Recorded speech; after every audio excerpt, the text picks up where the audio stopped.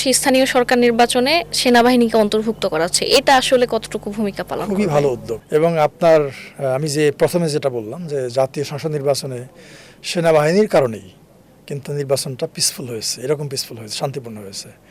আর আমাদের দেশে কিন্তু স্থানীয় নির্বাচনে সহিংসতা সবসময় বেশি হয়। আপনি যদি আমাদের যে স্বাধীনতার পর থেকে যে নির্বাচনগুলো হয়েছে যদি অ্যানালিসিস করেন, কম্পেয়ার করেন, তাহলে ইন জেনারেল স্থানীয় নির্বাচনগুলোতে সহিংসতা বেশি।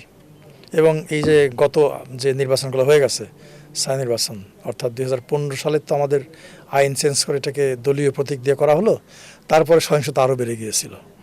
হ্যাঁ, কাজেই আমার কাছে মনে হয় ওই ট্রেনটাকে আটকানোর জন্যে সেনাবাহিনী যদি মাঠে থাকে, এটা একটা পজিটিভ একটা মেসেজ মানুষের কাছে যাবে, একটা পজিটিভ বার্তা যাবে এবং মানুষের মধ্যে একটা কনফিডেন্স গ্রো করবে যে মাঠে সেনাবাহিনী আছে, আমি ভোট কেন্দ্রে যাব। অনিয়ম কম হবে বা বিশৃঙ্খলা কম অনিয়ম কম করবে বা করবে না, তাও হতে পারে, হয় কম হবে না হয় করবে না। আর যেহেতু সেনাবাহিনী যখন থাকবে তখন তো তার ম্যাজিস্ট্রেট পাওয়ার নিয়ে থাকবে, সো এটাকে যদি তারা এক্সারসাইজ করে ঠিকভাবে। ঋণগ্রস্ত, ঋণ খেলাপি বা বিল খেলাপি, এই বিষয়টা কোনো স্পষ্ট কোনো নিয়ম ছিল না। এখন নির্বাচন কমিশন যেটা করতে চাচ্ছে যে সংসদ নির্বাচনের মতো স্থানীয় সরকার নির্বাচনেও তাদের বিরুদ্ধে একটা ব্যবস্থা নেওয়ার যে সুপারিশ তারা করছেন, এটাও খুব ভালো উদ্যোগ।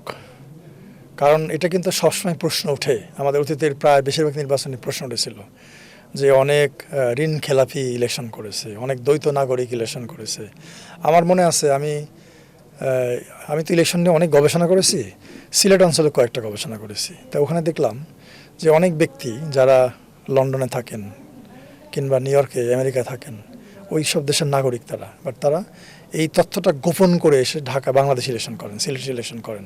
এবং আমি অনেক ক্ষেত্রে দেখছি কোনো কোনো ক্ষেত্রে তারা ইলেক্টেড হচ্ছেন, 6 মাস গিয়ে ওখানে থাকতেছেন, ওখান থেকে অনলাইনে টেলিফোনে উনি কাজগুলো সারতেছেন। দ্বৈত নাগরিকত্বের বিষয়টা এবার স্পষ্ট করা হচ্ছে। সো আমার কাছে মনে হয় যে এই যে জিনিসগুলো দ্বৈত নাগরিকত্ব এবং ঋণ খেলাপি, এই দুইটাই যদি আইনটাকে কমিশনস, আপনি বললেন, আমিও শুনেছি যে তারা এটাকে স্পষ্ট করার চিন্তা করছেন যাতে করে এই দ্বৈত নাগরিক বা ঋণ খেলাপি এরা নির্বাচনে আসতে না পারে। এটাও প্রশংসনীয় উদ্যোগ, বাট এটা খুব স্ট্রিক্টলি এটাকে বাস্তবায়ন করতে হবে, শুধু কাগজে কলমে থাকলে হবে না।